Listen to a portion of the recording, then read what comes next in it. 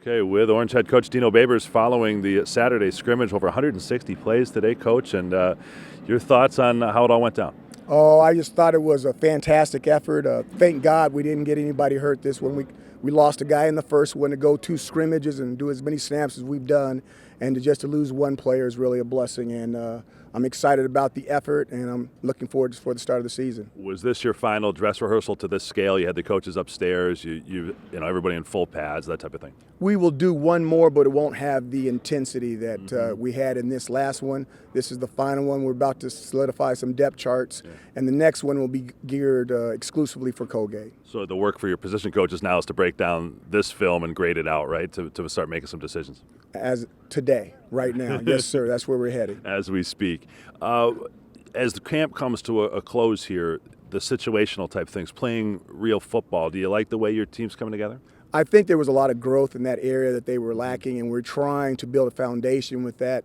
It's really big for us to have what we call a lot of CS out in the football field, common sense in certain situations and down in distances, and we want those guys to be thinking like coaches, even though they're not making the calls. We want them to have their train of thought to be heading down the right road, so to speak, and I think they've been doing a good job at that. As time goes on, you got to take the training wheels off, right? So we're seeing fewer coaches on the field and that type of thing. That certainly your first stringers have to think for themselves. There's no doubt. We've always thrown our starters out there without coaches. If you're a backup, we'll give you some training wheels, so to speak. But as this thing moves along with the mock game coming up, you got to let them play. You got to let them put their big boys' pants and go on out there by themselves and play ball. Anything today that particularly pleased you?